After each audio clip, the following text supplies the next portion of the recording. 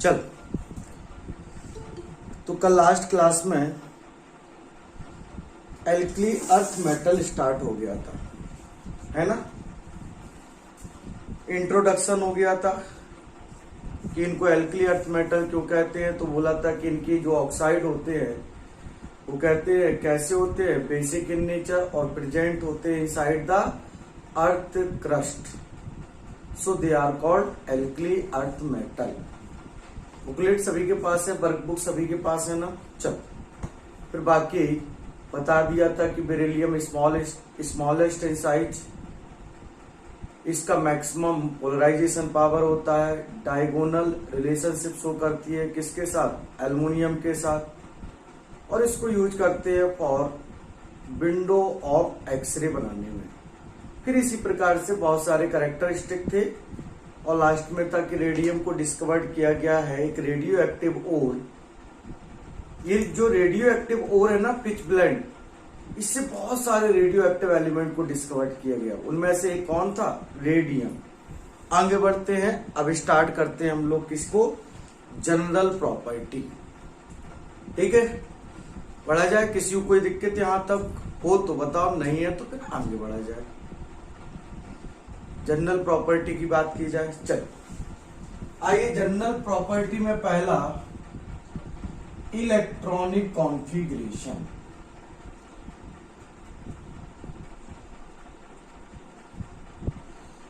तो कहते हैं कि जो एल्कली अर्थ मेटल होते हैं इनका वैलेंस शेल का जनरल इलेक्ट्रॉनिक कॉन्फ़िगरेशन फार्मूला होता है नोबल गैस NH2। तो क्या बोला जा रहा, they having general electronic configuration formula noble gas NH2। अब जरा देखिए, बेरिलियम को बनाते हैं तो बेरिलियम का एटॉमिक नंबर 4, 2 इलेक्ट्रॉन हीलियम की तरह भर दिए और 2 इलेक्ट्रॉन भर दिए 2s2 में। अब n क्या होता था, नंबर ऑफ पीरियड। अब ये सेकेंड पीरियड का है तो 2s2। फिर कौन आ जाएगा, मैग्नीशियम, कितना एटॉमिक नंबर 12। 10 एलिमेंट भर दिए नियॉन के, 10 इलेक्ट्रॉन भर दिए नियॉन के इलेक्ट्रॉनिक कॉन्फ़िगरेशन जैसे। अब 2 बच्चे तो किसमें डाल दिए, 3s, क्योंकि यहां तक 2p6 भर गया था। फिर इसके बाद कैल्शियम क्या हो जाएगा, आर्गॉन 18 की तरह भर दिए 18 इलेक्ट्रॉन, 2 बच्चे 4s2 में चले गए। फिर कैल्शियम के बाद कौन आ जाएगा, स्ट्रोंशियम 38, 36 इलेक्ट्रॉन कैसे भर दिए, लाइक है क्रिप्टॉन, और बाकी 2 इलेक्ट्रॉन भर दिए 5s2 में, क्योंकि यहां तक 4p6 हो गया था। स्ट्रोंशियम के बाद कौन होगा, बोलो जल्दी से, बेरियम। बेरियम का क्या हो जाएगा, बोलो, बेरियम का कितना हो जाएगा, 56, 54 भर दिए इलेक्ट्रॉन लाइक है जीनॉन, और 2 इलेक्ट्रॉन बचे तो 6s2 में, क्योंकि यहां तक 5p6 भर गया था। फिर इसके बाद कौन आ जाएगा, 88 रेडियम।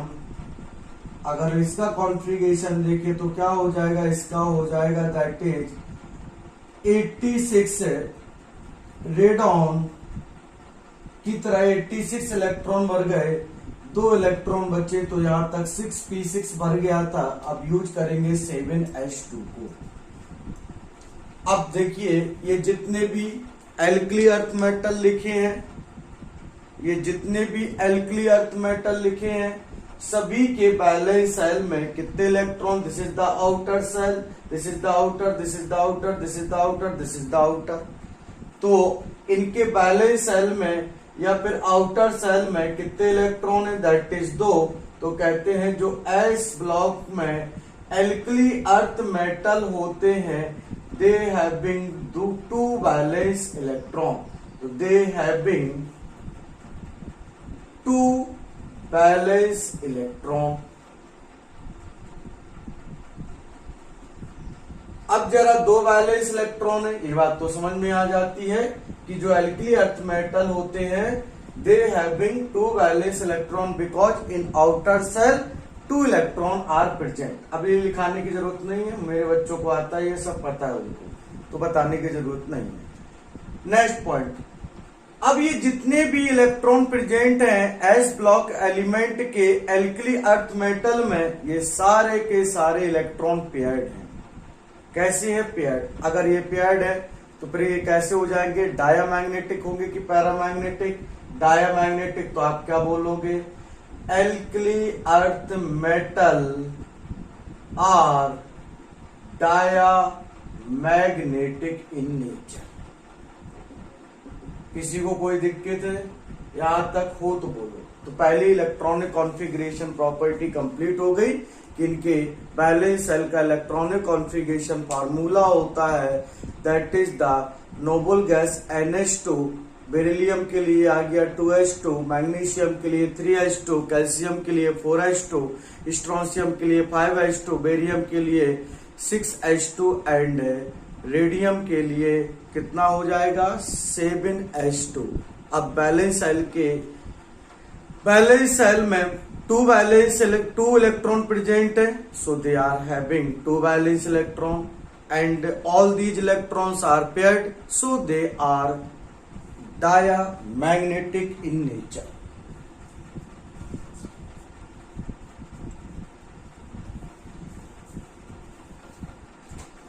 देखो जहां इलेक्ट्रॉनिक कॉन्फ़िगरेशन करा करके एक हेडिंग डली हुई है, उस इलेक्ट्रॉनिक कॉन्फ़िगरेशन बने हुए हैं। फिर नीचे देखो कुछ हेडिंग डली है इंपॉर्टेंट टिप्स। जरा इंपॉर्टेंट टिप्स में ये दोनों इंपॉर्टेंट टिप्स लिखिएगा, नंबर 1 एंड नंबर 2, या फिर एक ही करके लिख सकते हो। क्या कि alkali earth metal having 2 valence electron and they are diamagnetic in nature. जल्दी से कर दीजिए फटाफट इतना काम, जब तक थोड़ा सा मैं चार्जिंग लगा देता हूं उसको।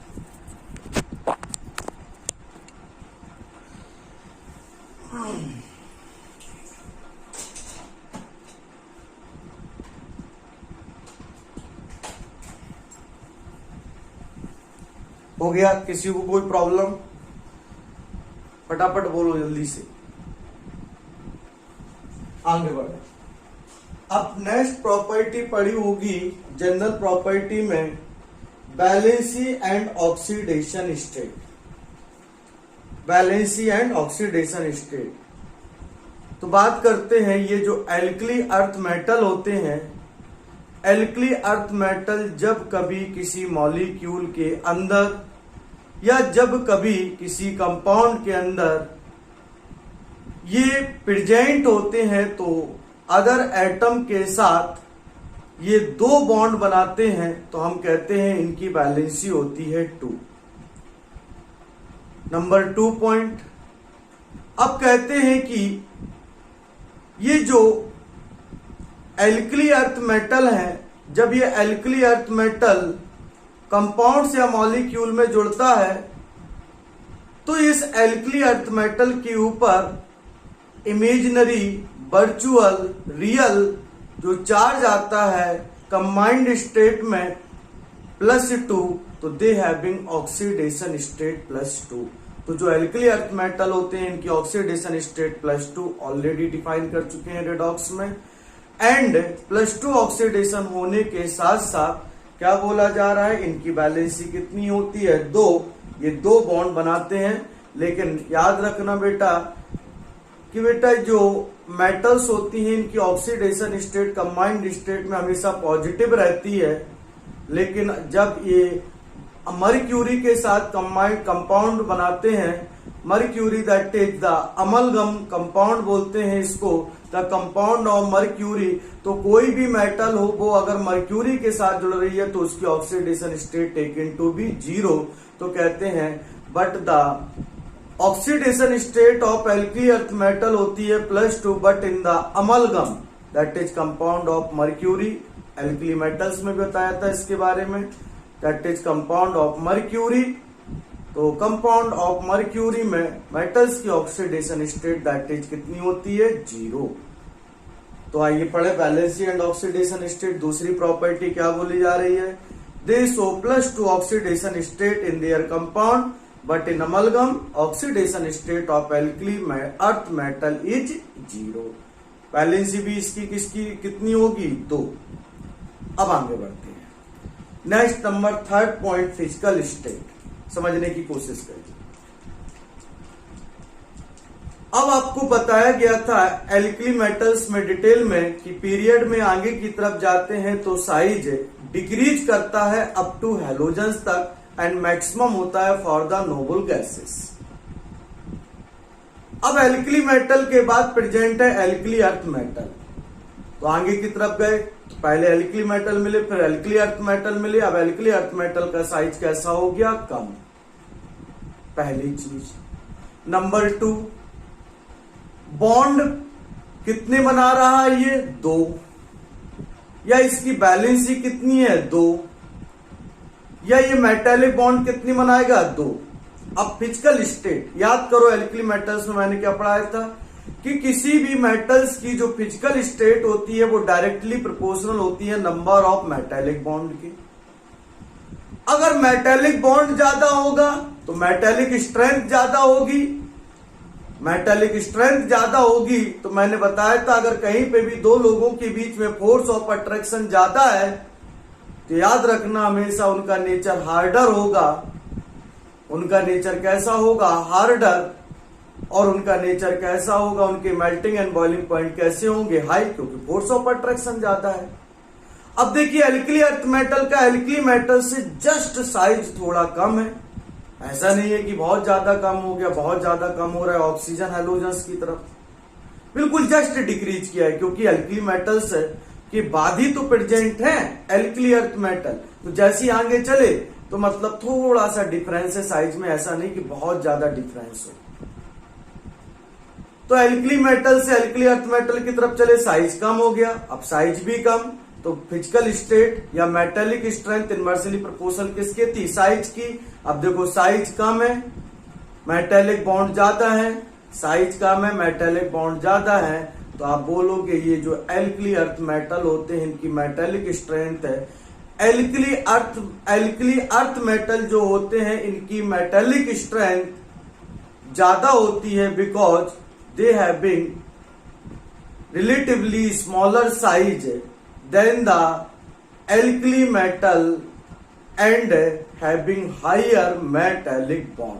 So alkali earth metal relatively harder than, या फिर कहोगे relatively harder than the alkali metal. It is due to more metallic strength, and this metallic strength is due to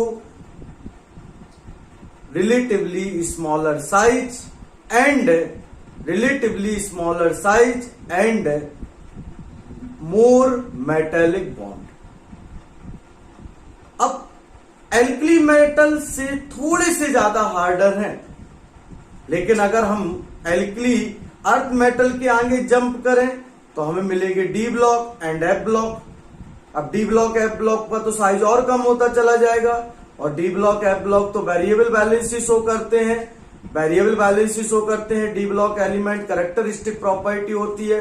transition metal की एक और डेफिनेशन देते हैं, लिखाएंगे स्पेशल डेफिनेशन होती है कि ऐसे एलिमेंट जो वेरिएबल बैलेंस शो करते हैं वो भी कहलाए जाते हैं ट्रांजिशन एलिमेंट।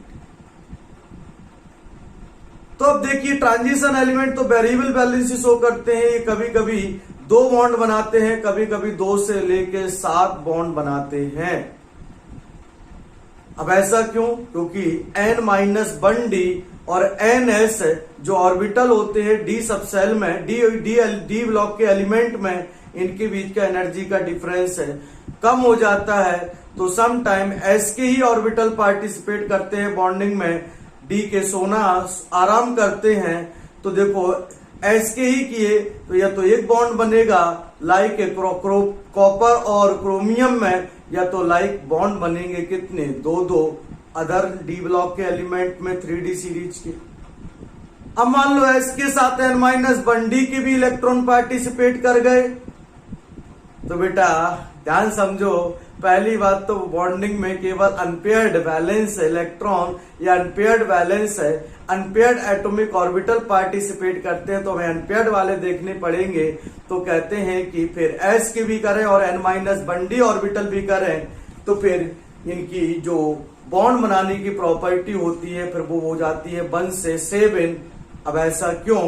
क्यों हो जाती है 1 से 7? तो कभी कभी एस पी ऐसी अकेले कर रहे थे तब 1 2, अब एस और डी करने लगे तो डी में मैक्सिमम अनपेयर्ड इलेक्ट्रॉन कितने हो सकते हैं, दैट इज द 2, और एस में 1 अनपेयर्ड पर एक्साइटेशन में ले जाएंगे क्योंकि बॉन्ड बनाते समय हम एलिमेंट को एक्साइटेड स्टेट में ले जाते हैं तो आपको मैक्सिमम 7 अनपेयर्ड मिलेंगे, और जब 7 अनपेयर्ड इलेक्ट्रॉन मिलेंगे तो मैक्सिमम बनेंगे कितने, 7 बॉन्ड। जैसे कि मैग्नीज मैक्सिमम 7 कोवैलेंट बॉन्ड बनाता है, क्रोमियम मैक्सिमम 6 कोवैलेंट बॉन्ड बनाता है।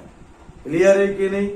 आगे बढ़ेंगे तो देखो अब आगे बॉन्ड मेटेलिक बहुत बॉन्ड बन रहे, या आप बात करो मेटेलिक भी बनाते हैं कोवैलेंट भी बनाते हैं, दोनों कैरेक्टर आ जाते हैं क्योंकि साइज कम, मैंने बताया था आगे चल के साइज कम हो, डेंसिटी ज्यादा हो, और इससे नॉन मेटल जुड़े तो नॉन मेटल इसका साइज ज्यादा होगा तो डीप मतलब क्या हो जाएगा, पोलराइजेशन। पोलराइजेशन अगर हो गया तो फिर डेवलप हो जाएगा covalent character in the ionic compound. तो अब देखिए ट्रांजिशन एलिमेंट या अगर एफ ब्लॉक एलिमेंट्स इनके स्ट्रेंथ का या फिजिकल स्टेट का कंपैरिजन करें तो आप पाओगे कि एल्कली अर्थ मेटल्स का फिजिकल स्टेट थोड़ा वीक ही होगा in comparison to d and F block element. Because ऐसा क्यों? क्योंकि आगे जाने पर मेटेलिक स्ट्रेंथ बढ़ेगी, क्योंकि नंबर ऑफ मेटेलिक बॉन्ड ज्यादा होंगे, बैलेंसी ज्यादा हो जाएगी तो मेटेलिक स्ट्रेंथ ज्यादा होती है, और उसके साथ साथ साइज कम होगा तो मेटेलिक स्ट्रेंथ हाइयर रहेगी। मेटेलिक स्ट्रेंथ हाइयर होगी तो उनका नेचर बहुत ज्यादा हार्ड होता है, दैट इज बाई, इसलिए एल्कली मेटल सॉफ्टर है, इनको चाकू तक से काट सकते हैं। एल्कली अर्थ मेटल थोड़े से रिलेटिवली हार्डर हैं, इनको थोड़ा काटने में मेहनत लगेगी। और बात करते हैं डी ब्लॉक के एलिमेंट्स जो होते हैं वो बहुत ही ज्यादा हार्डर है, इनको काटने के लिए ग्राइंडर्स या फिर कटर्स की रिक्वायरमेंट पड़ती है, आप इनको जनरली ऐसे नहीं काट सकते। आयरन को काट के दिखा दो, गोल्ड को दिखा दो, प्लेटिनम को दिखाओ, सिल्वर को दिखाओ, चाकू से काट के, आरी से काट के, तो माने काटने में दम निकल जाएगी। वो ग्राइंडर होगा ना तो 2 मिनट में काम खत्म हो जाएगा। क्लियर है? चलिए, मेहनत भी कम लगेगी। चलिए तो आइए जरा देखें, एक बार फिजिकल स्टेट निकालें, मुझे ज्यादा एक्सप्लेन करने की जरूरत नहीं है। क्या फिजिकल स्टेट आपको समझ में आ गई? इससे ज्यादा एक्सप्लेनेशन की जरूरत नहीं है। जिन्होंने एल्कली, जिनको फिजिकल स्टेट अगर यहाँ समझ में नहीं आई तो वो एल्कली मेटल्स का लेक्चर 1 या लेक्चर 2 जाके देखें, आपको समझ में आएगा यहाँ फिजिकल स्टेट सर ने ऐसा क्यों एक्सप्लेन किया। लेक्चर्स देखते रहो प्रॉपर, पूरा एल्कली मेटल अगर लगे यहाँ थोड़ा कम समझ में आता है तो रिपीटेड लेक्चर देखो, अंडरस्टैंड 2 बार देख लोगे तो हमेशा के लिए याद हो जाएगा। आइए जरा देखें, किसी को कोई डाउट यहां तक?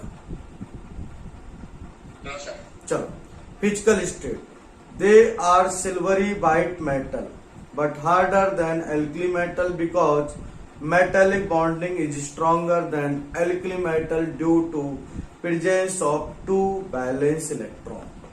Understand? चलो आगे बढ़ते हैं। तो ये कैसे है?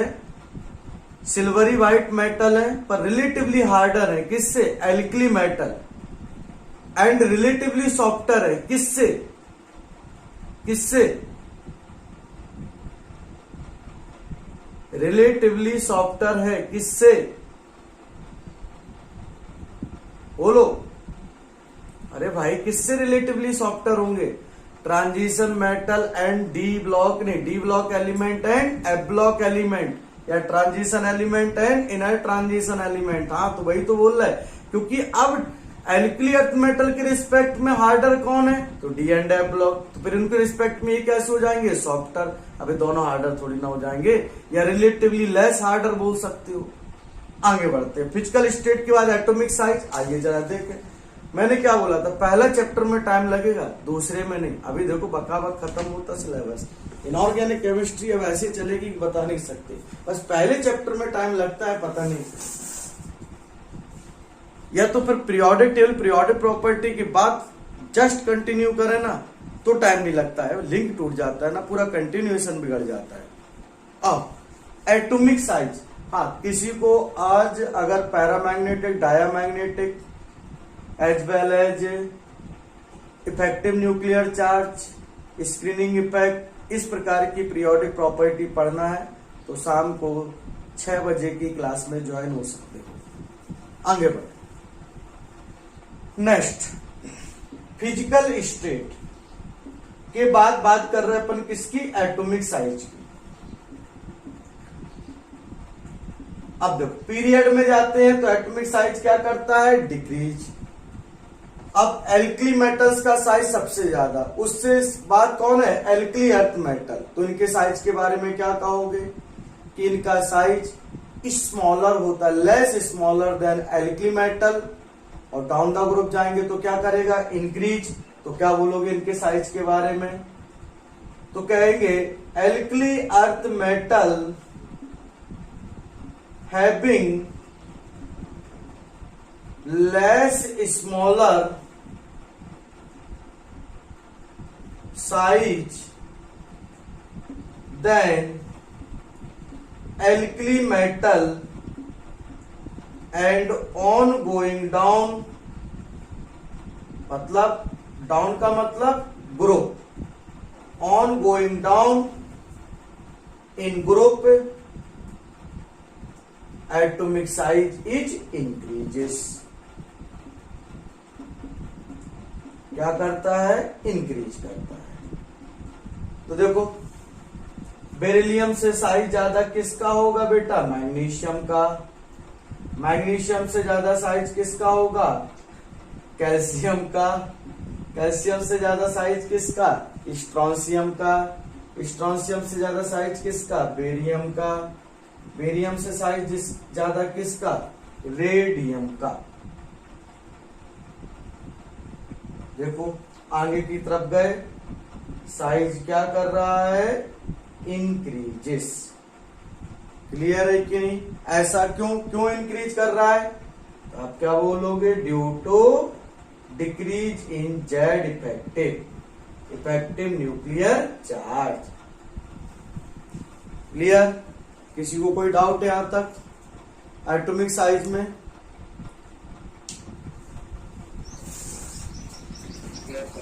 चल एटॉमिक साइज कंप्लीट।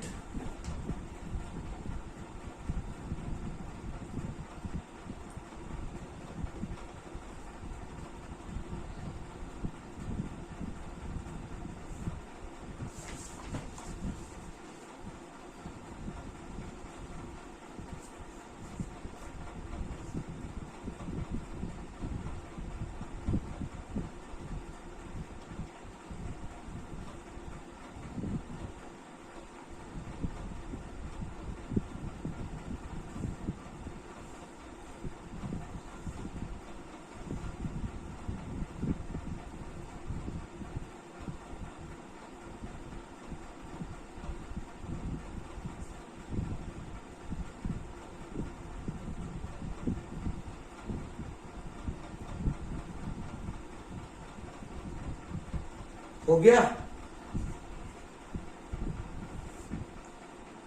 अरे हो गया एटॉमिक साइज कंप्लीट बच्चों। Atomic size complete. चल, तो अगर एटॉमिक साइज तुम्हारा कंप्लीट हो गया है तो आइए एक साथ फिर आगे कंप्लीट करेंगे हम लोग। अब आयनाइजेशन एनर्जी के साथ कंप्लीट करेंगे डेंसिटी, और डेंसिटी के साथ कंप्लीट करेंगे क्या, फ्लेम कलर। और एक साथ पढ़ते हैं इन तीनों प्रॉपर्टी को।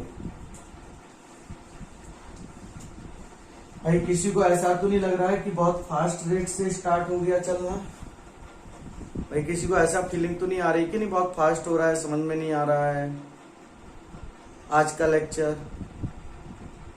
हाँ ना।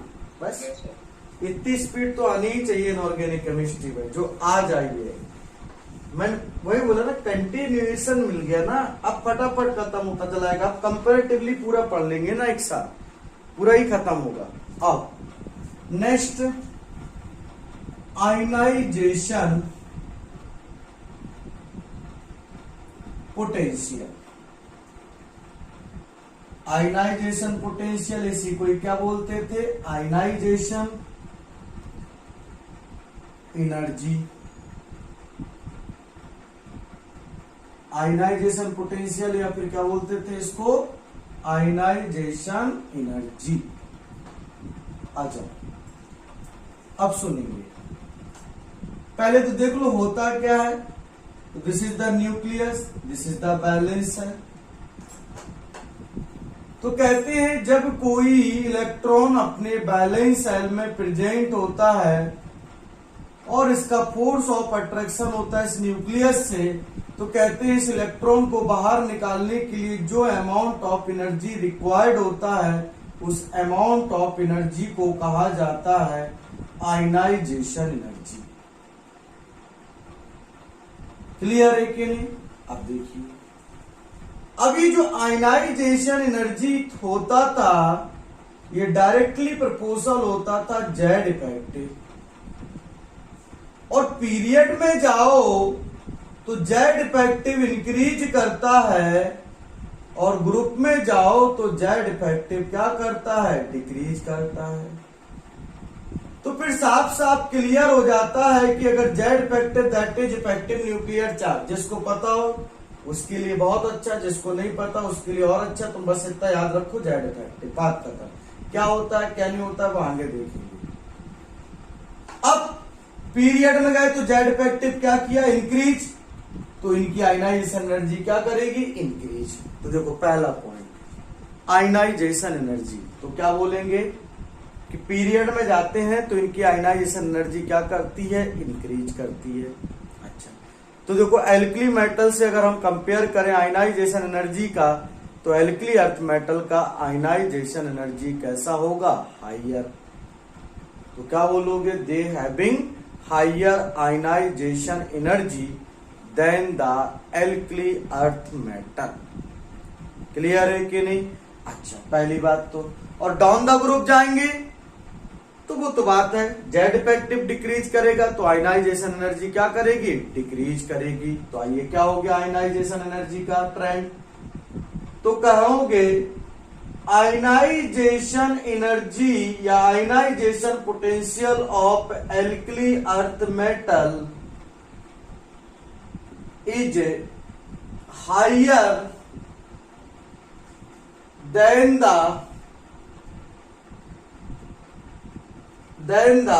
Alkali metal.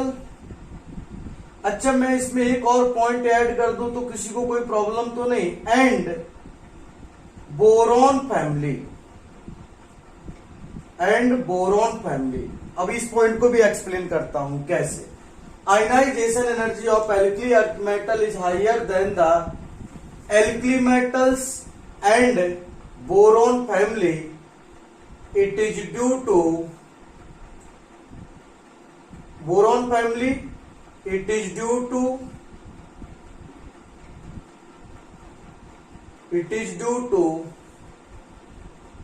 stability ऑफ, मैं एक्सप्लेन करूंगा, टेंशन नहीं, अभी लिख लो पूरा सेंटेंस पहले। Stability of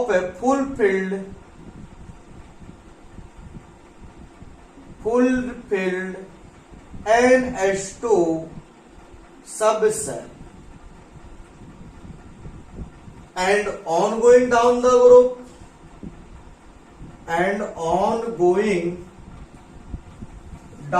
group ionization energy and ongoing the group ionization energy decreases due to decrease in Z effective. चलो ये बात तो समझ में आती है कि डाउन द ग्रुप जाएंगे तो साइज इंक्रीज करता है तो जेड इफेक्टिव डिक्रीज करता है। अब पहले तो ये समझो, आइए जरा क्या बोला गया कि आयनाइजेशन एनर्जी डायरेक्टली प्रोपोर्शनल होती है जेड इफेक्टिव के। सही बात है। जरा थोड़ा इधर कंपैरिजन देखो। This is the alkali metal element, this is the alkali earth metal elements and this is the boron family element। समझिएगा, इसके वैलेंस सेल का इलेक्ट्रॉनिक कॉन्फ़िगरेशन कितना? NS1, इसका इलेक्ट्रॉनिक कॉन्फ़िगरेशन NH2 और इसका इलेक्ट्रॉनिक कॉन्फ़िगरेशन कितना? NH2 NP1। Yes और no. अब देखिए, अब आप लास्ट इलेक्ट्रॉन निकालने जा रहे हो तो लास्ट इलेक्ट्रॉन निकलेगा वैलेंस शेल में, एल्कली अर्थ मेटल में NH से निकलेगा, एल्कली अर्थ मेटल में NH2 से, एंड बोरॉन फैमिली में किससे निकलेगा? P1 से। पहली बात तो अब कंपैरिजन करते हैं तो देखो आगे की तरफ जाएंगे पीरियड में Z effective nuclear charge increase करेगा तो एल्कली मेटल से ज्यादा आयनाइजेशन एनर्जी हो गई एल्कली अर्थ मेटल की, एल्कली अर्थ मेटल से ज्यादा हो गई बोरॉन फैमिली की according to Z effective. But जो हमने ट्रेंड निकाला है ये है गलत। ये कैसा हो गया? गलत। अब ऐसा क्यों? क्योंकि ionization energy also directly proportional to the stability of subshell या stability of half filled and fulfilled subshell.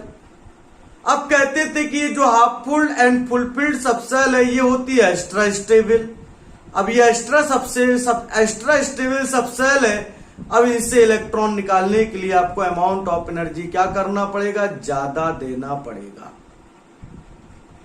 अब ज्यादा अमाउंट ऑफ एनर्जी लगेगा क्योंकि स्टेबिलिटी ज्यादा है।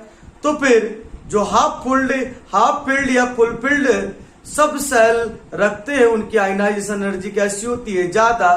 दैट इज बाई, हमने आपको पढ़ाया था कि साहब ये जो एल्कली अर्थ मेटल है इनके बैलेंस सेल में NH2 कॉन्फ़िगरेशन है तो इसकी बैलेंस सेल फुलफिल्ड है तो इसकी, या S सब सेल फुलफिल्ड है तो यह है एक्स्ट्रा स्टेबल। अब इससे इलेक्ट्रॉन निकालने के लिए बहुत डिफिकल्टी जाएगी तो इसकी स्टेबिलिटी P1 से। और दूसरा वो आता है ये हाफ फिल्ड एंड फुलफिल्ड सब सेल होती थी, इनकी स्टेबिलिटी ज्यादा होती थी अड़ोसी पड़ोसी से। ऐसा नहीं कि बहुत दूर तक चले जाएंगे, जैसे कि H2 ज्यादा स्टेबल होता है P1 से एंड S1 से। अब कहा जा रहा है कि H2 की ज्यादा स्टेबिलिटी होती है P1 एंड H2। तो अगर हम दूसरा फैक्टर देखें stability of fulfilled and half filled subshell तो एल्कली अर्थ मेटल बेटा फुलफिल्ड है और इसकी स्टेबिलिटी ज्यादा होती है किससे? That is the N P1 से। तो फिर इसमें ज्यादा अमाउंट ऑफ एनर्जी रिक्वायर्ड होगा। तो फिर देखो एल्कली मेटल, सही ट्रेंड क्या होगा कि सबसे कम आयनाइजेशन एनर्जी होगी एल्कली मेटल्स की, उससे ज्यादा होगी बोरॉन फैमिली मेंबर्स की और उससे ज्यादा होगी एल्कली अर्थ मेटल की। अगर याद हो तुम्हें तो मैंने पढ़ाया था आपको periodic table and periodic property के अंदर कि सबसे ज्यादा आयनाइजेशन एनर्जी होती थी नोबल गैसेस एलिमेंट की, because they have been fulfilled P6 या फुलफिल्ड P सब सेल। और फुलफिल्ड P सब सेल की स्टेबिलिटी सारी सब सेल में सबसे ज्यादा होती है। सबसे ज्यादा स्टेबिलिटी होती है P6 की, उससे कम स्टेबिलिटी होती है किसकी? दैट इज D10 की, उससे कम स्टेबिलिटी होती है P3 की, उससे कम स्टेबिलिटी होती है किसकी? D5 की, फिर S2 की। ऐसी स्टेबिलिटी का ऑर्डर होता है। अब देखो जरा समझिए बात को। तो फिर सही ऑर्डर क्या होगा? मैंने आपको पढ़ाया था लिब बेकॉन फनी। फिर अगर हम उससे बात करें, जैसी ऐसी एक केस और आया था कि नाइट्रोजन फैमिली की आयनाइजेशन एनर्जी ऑक्सीजन फैमिली से भी ज्यादा होती है। तो वही बात रीजन बोला था कि ऑक्सीजन में 2p4 है, नाइट्रोजन फैमिली में 2p3 है due to its having 2p3 configuration. So half filled P subshell is present, that is by the ionization energy of nitrogen family elements is greater than the oxygen family elements। Clear? किसी को कोई doubt यहां तक? तो आइए देखो तो क्या बोला गया। तो सही ट्रेंड क्या है आयनाइजेशन एनर्जी का एल्कली अर्थ मेटल के? तो ionization energy of alkali earth metal is higher than the alkali metal and boron family. It is due to stability of fulfilled subshell. अब देखो H2 की stability ज्यादा है किससे? P1 से। तो इससे इलेक्ट्रॉन आसानी से निकल जाएगा, इससे निकालना डिफिकल्ट होगा।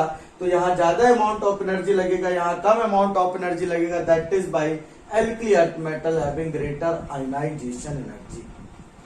तो ionization energy of alkali earth metal is higher than the alkali metal and boron family. It is due to stability of fulfilled NH2 subshell and on going down the group ionization energy decreases due to Z effective, क्योंकि Z effective decrease करता है। तो सही trend क्या होगा, सबसे ज्यादा ionization energy beryllium की, उससे कम आयनाइजेशन एनर्जी मैग्नीशियम, उससे कम आयनाइजेशन एनर्जी कैल्शियम, उससे कम स्ट्रोंशियम, उससे कम बेरियम, और रेडियम है रेडियो एक्टिव। तो जरा सही ट्रेंड बना लो आयनाइजेशन एनर्जी का, नोट कर लो, बनाइए, नोट करिए जल्दी से, इतना खत्म करिए। ये हो गई अपनी आयनाइजेशन एनर्जी, बनाइए जल्दी से, हो जाए तो डन लिखिएगा, आगे बढ़ते हैं।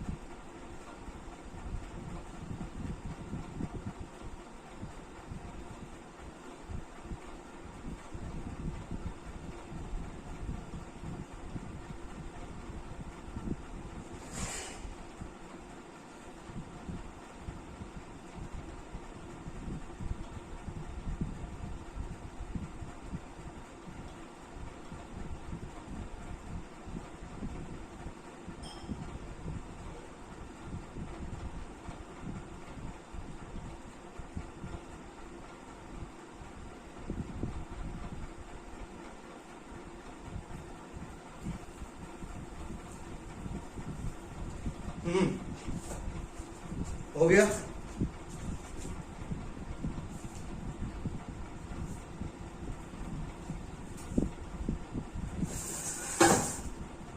चलो, डेंसिटी, डेंसिटी क्या होती है, मास अपॉन वॉल्यूम। आगे की तरफ जाएंगे, एटॉमिक मास बढ़ेगा, साइज कम होगा, तो देखो मास बढ़ रहा है, साइज कम हो रहा है, तो डेंसिटी इंक्रीजेस। तो क्या बोलेंगे, density of alkali earth metal is higher than the alkali metal. But down the group जाएंगे, तो देखो डाउन द ग्रुप जाएंगे तो पहले मास इंक्रीज कर रहा है, तो डेंसिटी क्या करेगी, increase, but highly exceptional order. कहते हैं कि जब डाउन द ग्रुप जाते हैं एल्कली अर्थ मेटल्स में, तो बेरिलियम 2 मतलब बेरिलियम 2 कैल्शियम डेंसिटी डिक्रीज करती है। क्या बोला जा रहा है, बेरिलियम 2 कैल्शियम डेंसिटी क्या करती है, डिक्रीज करती है। और फिर उसके बाद कैल्शियम 2 रेडियम डेंसिटी इंक्रीज करती है, हाईली एक्सेप्शनल ऑर्डर। तो क्या बोला जा रहा है, और डेंसिटी के बारे में सुने पहले, पूरा का पूरा मैं समझा देता हूं, फिर आगे बढ़े। तो डेंसिटी की बात हो रही है, तो डेंसिटी मास अपॉन वॉल्यूम, तो मास आगे जाने पर इंक्रीजेस और वॉल्यूम साइज डिक्रीजेस, क्योंकि एटम के केस में एटॉमिक वॉल्यूम ही साइज है। तो आइए बात कर रहे हैं हम लोग, जरा ध्यान से देखो। तो डेंसिटी की बात हो रही है, तो क्या बोला जा रहा है, पहला density of alkali earth metal is higher than the alkali metal. Density of alkali earth metal is higher than the alkali metal. And अब बात करते हैं and on going down the group, on going down the group, the density decreases from beryllium to calcium and increases from calcium to strontium. तो देखो पहले beryllium, फिर magnesium, फिर calcium, फिर स्ट्रोंशियम, फिर बेरियम। तो क्या बोला जा रहा है, बेरिलियम से जब आगे कैल्शियम की तरफ जा रहे हो तो डेंसिटी डिक्रीज कर रही है, और जब कैल्शियम से बेरियम की तरफ जा रहे हो तो डेंसिटी देखो क्या कर रही है, इंक्रीज कर रही है। अगर हम इसको सही ऑर्डर में ट्रेन करने, अगर मैं इसका सही ऑर्डर बनाऊं तो देखो बताओ सबसे कम डेंसिटी किसकी है, सबसे कम डेंस कौन है, बताओ इन सब में, बताओ कौन है। देखिए ये है कैल्शियम। फिर कैल्शियम से ज्यादा डेंसिटी किसकी दिखाई दे रही है तुम्हें, सही ऑर्डर किसका आएगा, मैग्नीशियम। फिर मैग्नीशियम के बाद कौन हो जाएगा, बेरिलियम। भाई इस ऑर्डर को ऐसा उल्टा कर दो भाई, तुम्हें कैसे, भाई ये जो ऑर्डर है ना, तो तुम एक काम कर दो, ऐसे उल्टा अरेंज कर दो तो देखो वैसे साइन हो जाएंगे। सबसे कम कैल्शियम, क्योंकि कैल्शियम से बढ़ना स्टार्ट होगी, कैल्शियम तक कम हो रही थी, उसके बाद बढ़ना स्टार्ट हो गई, तो सबसे कम डेंसिटी कैल्शियम। इस ऑर्डर को उल्टा कर दो, कैल्शियम से ज्यादा मैग्नीशियम, मैग्नीशियम से ज्यादा बेरिलियम, बेरिलियम से ज्यादा किसकी हो जाएगी बोलो, स्ट्रोंशियम, और स्ट्रोंशियम से ज्यादा किसकी हो जाएगी, barium. This is the correct order for the density of alkali earth metal. इसका रीजन मत पूछो, बस नोट कर लो डायरेक्ट क्या बात है। बस वही है, यहाँ मास इतना इंक्रीज नहीं करता पर वॉल्यूम ज्यादा इंक्रीज करता है इधर। फिर नीचे मास ज्यादा इंक्रीज करता है, वॉल्यूम कम इंक्रीज करता है, तो वहां मास अपॉन वॉल्यूम रेशियो ज्यादा है तो डेंसिटी ज्यादा, और इधर मास अपॉन वॉल्यूम रेशियो कम तो डेंसिटी कम। सिंपल सा वही रीजन भाई, और कहीं जा भी नहीं सकते ना हम लोग।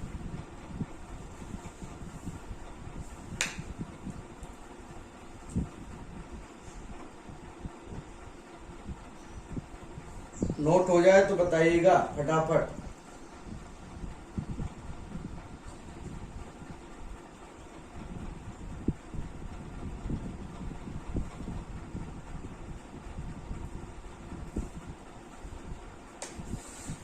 तेरी तस्वीर के सहारे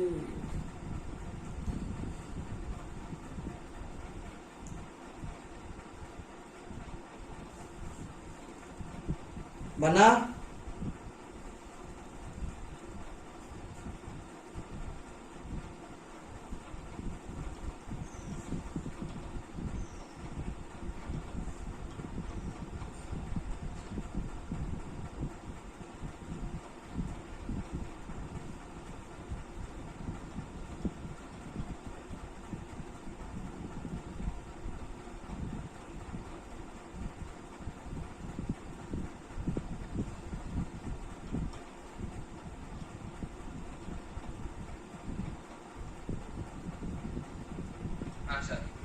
चलो नेक्स्ट, इसके बाद क्या लिखा है, फ्लेम कलर। क्या था फ्लेम कलर, तो फ्लेम कलर था जब, फ्लेम कलर था जब मेटल के पीस को हम बर्नर के ऊपर प्लेस करते थे तो मेटल के पीस को जब हम बर्नर के ऊपर प्लेस करते थे तो मेटल का लो आयनाइजेशन एनर्जी होने के कारण ये मेटल क्या प्रोड्यूस करते थे, एक colour. In the presence of flame, इस फ्लेम के प्रेजेंस में जो कलर प्रोड्यूस होता था इस कलर को कहा जाता था फ्लेम कलर। और जो मेटल इस कलर को देते थे तो हम कहते थे कि ये मेटल हैं positive for the flame colour test, और जो नहीं देती थी वो निगेटिव है for the flame colour test. Clear है?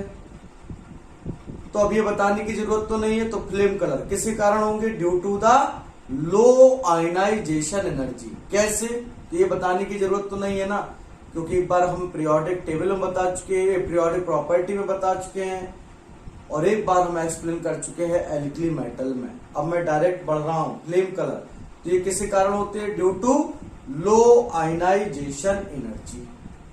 अब आगे बढ़ते हैं। अब एल्कली अर्थ मेटल में देखा, बेरिलियम को फ्लेम के ऊपर प्लेस किया, इसने कोई कलर नहीं दिया। अब कोई कलर क्यों नहीं दे रही, क्योंकि इसकी आयनाइजेशन एनर्जी हाइयर है। अब भाई आयनाइजेशन एनर्जी बेरिलियम की तो हाइयर है ना, डाउन द ग्रुप जाएंगे तो डिक्रीज करना स्टार्ट करेगी, पर बेरिलियम की तो हाइयर है। अब हाइयर आयनाइजेशन एनर्जी है तो फ्लेम कलर नहीं होंगे। क्यों? क्योंकि फ्लेम कलर तो हमेशा होते हैं लो आयनाइजेशन एनर्जी पर ही। तो beryllium and magnesium do not impart any colour due to, मतलब any colour to the flame, it is due to high ionization energy. And calcium, strontium, barium, they impart the color to the flame. It is due to they having the they having the low ionization energy. When calcium placed on the flame of burner, then calcium give crimson red color to the flame, and when strontium placed over the flame of burner, then calcium देगा brick red colour. गलत हो रहा है, calcium brick red. भाई ऐसा था ना क्या, बराक ओबामा कितना सुंदर था भाई, याद है? अभी बताते हैं, पूरा लिखा के देते हैं, टेंशन मत लो। हाँ, तो कैल्शियम का flame colour brick red, calcium flame को ब्रिक रेड कलर प्रोड्यूस करती है। स्ट्रोंशियम क्रिम्सन रेड, एंड बात करते हैं बेरियम एप्पल ग्रीन, मतलब हरा एप्पल जो सेब होता है ना, हरा सेब कलर। एक बार ये क्वेश्चन ही पूछा गया था, बहुत पुराना, एम्स में आया था। कहा गया कि बताइए ये जो शादी और शादी होती है, बर्बादी थोड़ी ना होती है, शादियां ही होती हैं। बर्बादी कौन कहता है ना? बर्बादी और लोगों की हो जाती है ना? जिसकी शादी होती है उसकी आबादी हो जाती है, और लोगों की नजर में उसकी बर्बादी हो जाती है। लो यार, अब पांडे को देखो यार, अब समझो पांडे का कोई हमसफर बहुत अच्छा दोस्त, तो उसकी शादी हो गई, तो उसकी होगी अब आगे आबादी, और हमारे पांडे जी की होगी क्या? अब समझ जाओ, बस आगे समझदार के लिए सारा ही काफी है। हमारे पांडे जी के लिए हो गई क्या, समझ लो वही, और दूसरी उसके लिए उसकी क्या हो, उसकी अब होगी आगे चल के आबादी भाई। चलो पांडे जी भरत, हाँ तो क्या अपने आ जाते हैं। तो calcium brick red colour, strontium crimson red, और बेरियम एप्पल ग्रीन। अब क्वेश्चन आया था एम्स में, पुराना क्वेश्चन है, बड़ा मजा लूटते थे हम लोग, इसको बड़ा पूछते थे लोगों से जब भी गांव में जाते थे। पता है तुम्हें, बताएं एक बात, गांव में समझाते थे, जब कानपुर से घर जाते थे ना गांव में, अपना नेटिव प्लेस, तो भाई जी, लेकिन मैं डॉक्टर उस समय नहीं बना था, लेकिन मैं मेडिसिन सब याद करके जाता था, लोगों को लगता था मैं डॉक्टर हूँ, है ना? मैंने बहुत मेहनत की है भाई जी। तो भाई डॉक्टर बन के गांव में मस्त जाता था अपना। मेरा गांव बहुत बड़ा है, बहुत अमीर गांव है मेरा, मेरे 2 गांव है, दूसरा वाला गांव मेरा बहुत अमीर है, पहाड़पुरा नाम चलता है उसका बेटा, है ना? बहुत रईस लोग रहते बेटा, करोड़पति लोग, और सब किसान है। अबे 12 ईयर एक्सपीरियंस तेरी नाश पीटे ऐसी तैसी करे हैं, तुम्हें पता ही नहीं है, 12 ईयर नहीं है, बहुत ज्यादा है। क्योंकि तुम्हें बताया नहीं जा सकता। 12 ईयर तो अभी रिसेंट वाला है, पुराने वाले का तो तुम्हें इतिहास ही पता नहीं है अभी। चलो आगे बढ़ो, है ना। ये लाइफ टाइम एक्सपीरियंस नहीं बेटा, इतना भी लंबा नहीं है, लेकिन जब तक ऐसा भी नहीं है कि भाई कह रहा लाइफ टाइम एक्सपीरियंस बे मारेंगे कंटा बे साला, कह रहा पैदा ही होते स्टार्ट हो गया था क्या मैं, कैसी बातें कर रहा है? उतनी तो लाइफ है मेरी, है अभी मेरी लाइफ कितनी है, मतलब मैं जब से पैदा हुआ जब से अब तक मेरी लाइफ है 7 बज के कितना, जितना मिनट हो गया, जितना सेकंड, ये लाइफ बढ़ती चली जा रही है और एक दिन खत्म हो जाएगी। हाँ आगे बढ़ते हैं अपन। हाँ तो कहते हैं वो शादियों में जो पटाखे फोड़े जाते हैं, दिवाली पे जो पटाखे फोड़े जाते हैं, बोले इनमें इनका कलर ग्रीन होता है या ये ग्रीन कलर अपीयरेंस शो कर रहे हैं अगर क्रैकर्स, तो बताओ ये किस मेटल के बने हैं?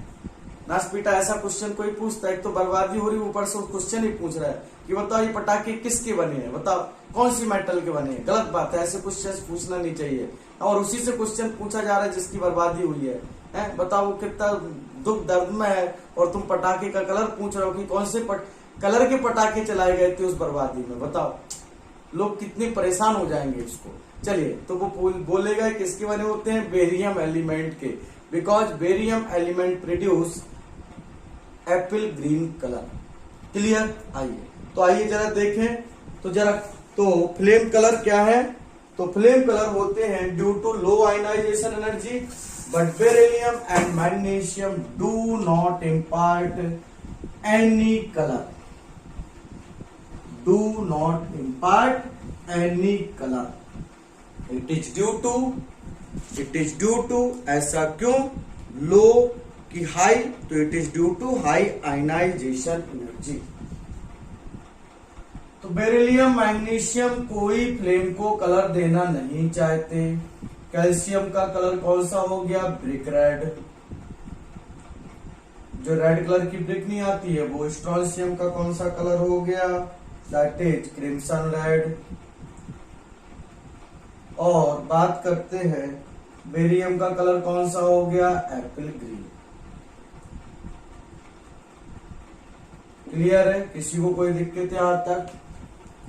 यहां तक किसी को कोई दिक्कत? चलो आगे बढ़ते हैं, किसी को कोई दिक्कत? अब याद कैसे करेंगे, तो ऐसे करो, काला ऐसे करना पड़ेगा, काला बराक ओबामा, वो जो भी हो साला बराक ओबामा था, कौन था वो, काला ही था ना, बताओ साला उसको भी नहीं छोड़ा। चलो ये अच्छी बात है कि भी राष्ट्रपति नहीं तो साला मुकदमा लगवा देता, बोले साला मेरे को काला बोल रहा है ये इंडियन है, बोले बाबा इधर आ तुम, बोले तुमको मैं भी पेलता, बोले जेल में चलो तुम हमारे यहाँ, है ना। कैल्शियम का कलर कौन सा हो गया, ब्रिक रेड। आओ स्ट्रोंशियम का, तो काला बराक ओबामा सुंदर, साला सुंदर है नास पीटा। हाँ साला सुंदर ही बोलते थे उसको, तो लोग पता नहीं क्यों, भगवान जाने काले लोग सुंदर क्यों होते हैं। तो काला बराक ओबामा सुंदर एंड खाए, गोरा होने के लिए देखो क्या उपाय कर रहा है ये, एंड खाए, बोले क्रीम लगाएंगे नहीं गालों पे, क्रीम कलर वाला, बोले क्रीम कलर का, क्रीम नहीं क्रीम वाला। अच्छा क्या बोला गया, एक मिनट रुको, गड़बड़ ना करो, थोड़ा सा रुको जाना, एक सेकंड, कहां तक हो गए, काला बराक ओबामा सुंदर, हाँ काला बराक ओबामा सुंदर, इधर से आ जाओ आप, इधर से आ जाओ, इधर क्रीम कलर का, काला बराक ओबामा सुंदर क्रीम कलर का, क्रीम कलर वाला, क्रीम कलर वाला एप्पल खाता है। क्या बात है, देखो तो साला ऐसे क्रीम कलर वाला एप्पल खाता है।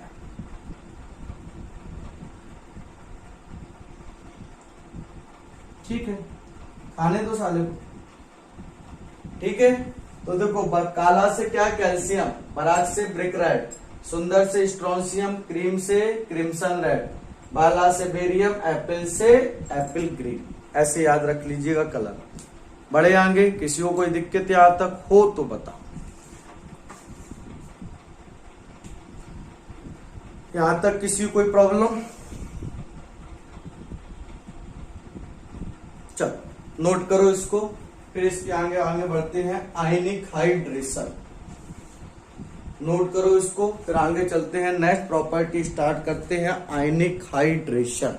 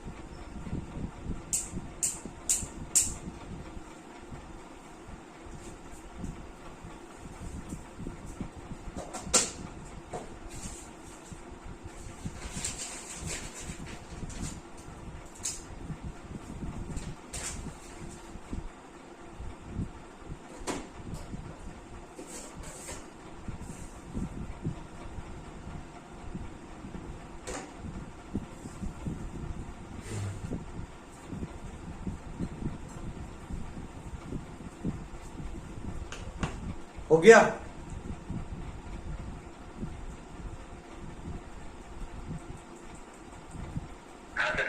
चल नेक्स्ट, आयनिक हाइड्रेशन या आयनिक पोटेंशियल। तो क्या था? The capacity of cation for hydration is called ionic hydration या आयनिक पोटेंशियल। अच्छा, तो ये जो आयनिक हाइड्रेशन होता था, ये आयनिक हाइड्रेशन डायरेक्टली प्रोपोर्शनल किसके होता था? चार्ज के। और इनवर्सली प्रोपोर्शनल किसका होता था? साइज के। अब चार्ज अपॉन साइज को क्या बोलते थे? Phi cation, that is ionic potential. Ionic potential क्या था? The capacity of cation to attract the anion या polarise the anion is called ionic potential या पोलराइजिंग पावर या फाई कैटाइन। अब जिसका आयनिक हाइड्रेशन ज्यादा होता था उसका साइज भी ज्यादा होता था, साइज ऑफ हाइड्रेटेड कैटाइन ज्यादा होता था। पढ़ा चुके हैं बेटा ये सारी बातें। अब जिसका हाइड्रेशन ज्यादा होता था उसकी एनर्जी भी कैसी होती थी? ज्यादा। तो हाइड्रेशन एनर्जी ज्यादा होती है। और जिसका साइज ज्यादा वो स्लो स्लो चलेगा भाई। जिसका पेट बड़ा है वो स्लो स्लो चलेगा, जिसका पेट छोटा है वो तेज तेज भागेगा। तो इसकी आयनिक मोबिलिटी की बात करते हैं सॉल्यूशन में। ये जब मूव करेंगे तो कैसे कैसे, तो कहते हैं इनका आयनिक हाइड्रेशन जिनका ज्यादा होता है उनकी आयनिक मोबिलिटी कैसी होती है? कम। अब ये एल्कली मेटल का कैटाइन है, ये एल्कली अर्थ मेटल का कैटाइन है। पहले चार्ज को देखते हैं, तो इसका 1 यूनिट चार्ज है, इसका 2 यूनिट चार्ज है। तो देखो ये जो डाइवैलेंट कैटाइन है इनका हाइड्रेशन कैसा होगा? ज्यादा। तो पहला point, alkali earth metal ions क्या बोला जा रहा है? तो पहला point, alkali earth metal ions that is cation is more hydrated. It is due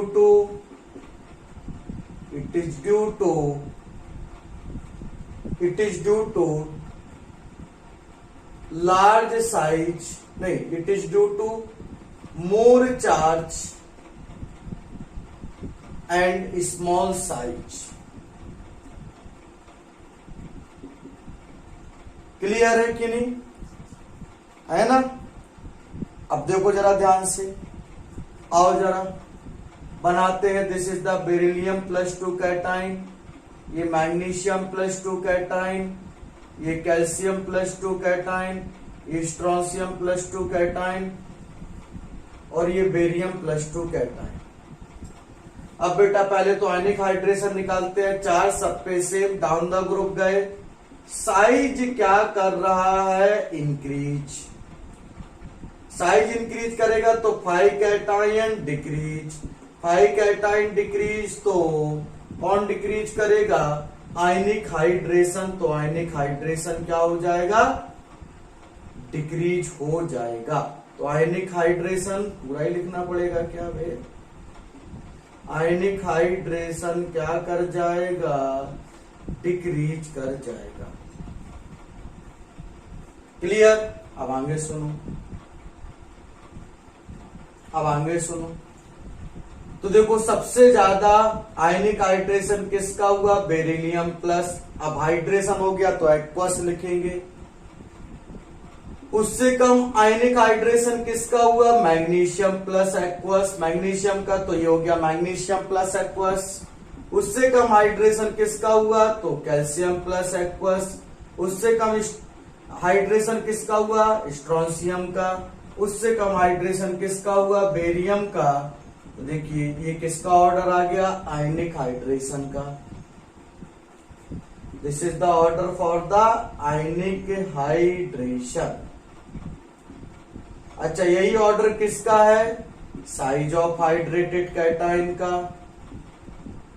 size of hydrated cation का। आहा। और यही है ऑर्डर किसका? यही ऑर्डर है किसका? यही ऑर्डर है किसका?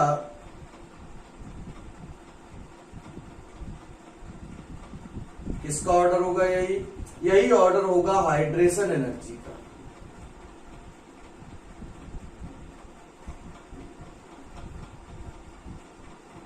ठीक है।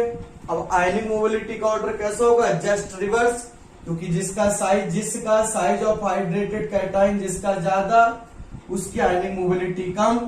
तो फिर आयनिक मोबिलिटी का ऑर्डर क्या होगा? सबसे कम आयनिक मोबिलिटी होगी बेरिलियम प्लस एक्वस की। उससे ज्यादा आयनिक मोबिलिटी होगी मैग्नीशियम प्लस एक्वस की। उससे ज्यादा आयनिक मोबिलिटी होगी कैल्शियम प्लस एक्वस की। उससे ज्यादा आयनिक मोबिलिटी होगी स्ट्रोंशियम +2 एक्वस की। उससे ज्यादा आयनिक मोबिलिटी होगी barium +2 aqueous. This is the order of ionic mobility.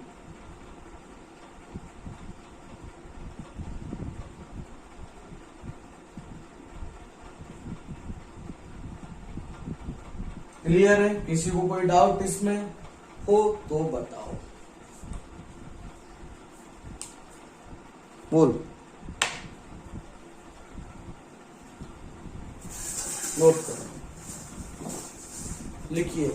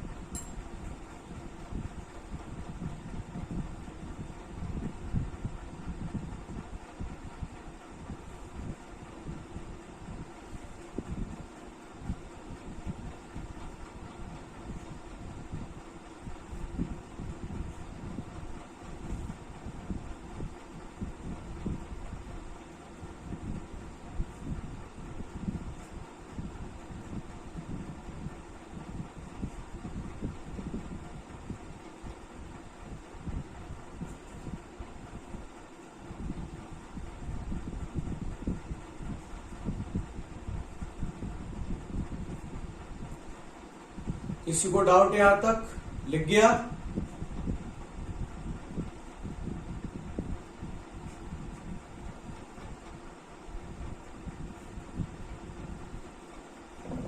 अब देखो, अगर इनके आयनिक हाइड्रेशन को हम एल्कली मेटल से कंपेयर करें तो देखो एल्कली मेटल पे चार्ज कम और साइज ज्यादा, तो ionic hydration of alkali metal कैसा होगा? Less. Ionic hydration of alkali earth metal कैसा होगा? ज्यादा।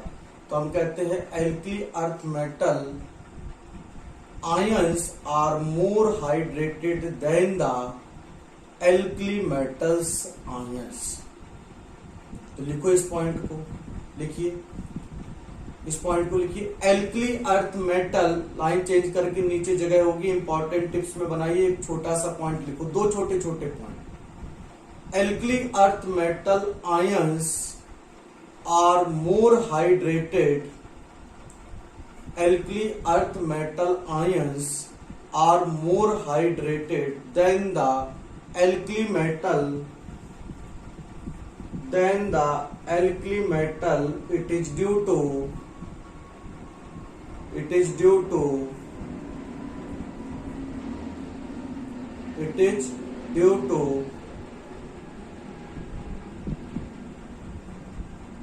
it is due to more charge upon size ratio. It is due to more charge upon size ratio.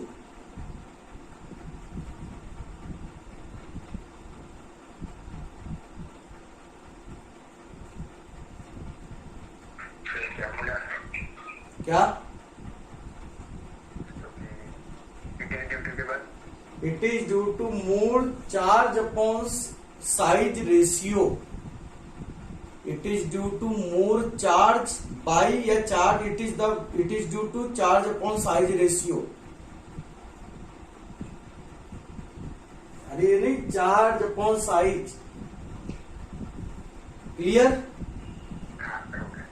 चल next point लिखो। अब देखो alkali earth metal का हाइड्रेशन ज्यादा होता है। अगर हाइड्रेशन ज्यादा होगा तो फिर इसके मोस्टली कंपाउंड किस फॉर्म में एग्जिस्ट करेंगे? हाइड्रेटेड फॉर्म में, क्योंकि इसका आयनिक हाइड्रेशन ज्यादा है। यही रीजन था, अगर आपको याद हो, MgSO4.6H2O, जैसे बताया था कि मैग्नीशियम सल्फेट का लैटिस एनर्जी कैसा है? ज्यादा, फिर भी ये वाटर में कैसे है? Soluble. It is due to they are having more charge upon size ratio. याद है केमिकल बॉन्डिंग में लिखा आया था ये पॉइंट फजांस रूल के बाद वाटर सॉल्बिलिटी के अंदर आयनिक कंपाउंड्स की। याद आता है कुछ पॉइंट? याद आ रहा है भाई? तो लिखाया था कि MgSO4.6H2O, 7H2O, 6H2O भी होता है, 7H2O भी होता है, 2H2O भी होता है। ऐसे ही बेटा मैंने बताया था FeSO4.7H2O, ZnSO4.7H2O, CuSO4.5H2O, ये इन कंपाउंड्स में चार्ज अपॉन साइज रेशियो ज्यादा है, तो ये क्या करते हैं? मॉइस्चर को एब्जॉर्ब कर लेते हैं। तो ये मॉइस्चर को एब्जॉर्ब कर ले तो एग्जिस्ट करते हैं किसमें? हाइड्रेटेड फॉर्म में। तो बोला था ये एग्जिस्ट करते थे हाइड्रेटेड फॉर्म में। क्लियर है कि नहीं? तो लिखो, एक पॉइंट लिखो लाइन चेंज करके। Alkali earth metal having more ionic hydration, alkali earth metal having more ionic hydration, that is most of the compounds of alkali earth metal, that is most of the compound of alkali earth metal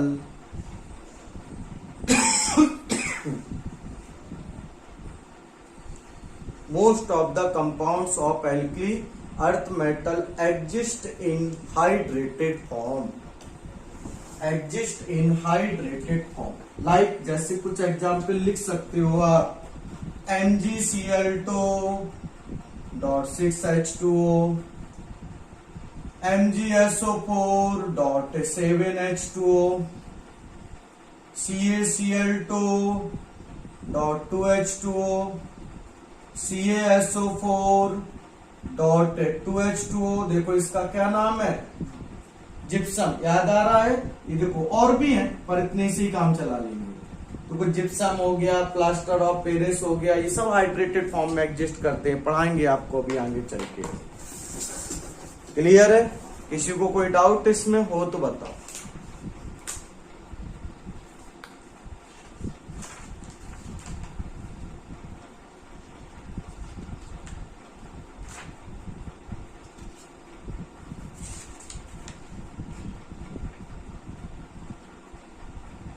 चलो, किसी को कोई doubt हो तो बोलो बच्चों। चलो, अब एक काम करेंगे, अब इसके आगे का स्टार्ट करेंगे हम लोग कल। रिएक्टिविटी, केमिकल प्रॉपर्टी स्टार्ट करेंगे।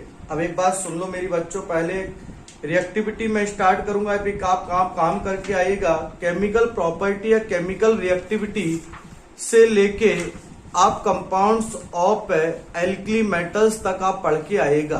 तो आप एल्कली मेटल्स पढ़ के आओगे तो एल्कली अर्थ मेटल बहुत समझ में आएगा, क्योंकि बहुत सिमिलर बातें हैं। आज देखो ये हमने पूरा का पूरा कंपेयर किया इसको एल्कली अर्थ मेटल से। ठीक है, कोई दिक्कत किसी को हो तो बताओ। चलिए, तो जिसको कोई डाउट है वो रुक सकता है, जिसको कोई डाउट नहीं है वो जा सकता है। थैंक यू, धन्यवाद। आपकी आज की क्लास समाप्त हुई।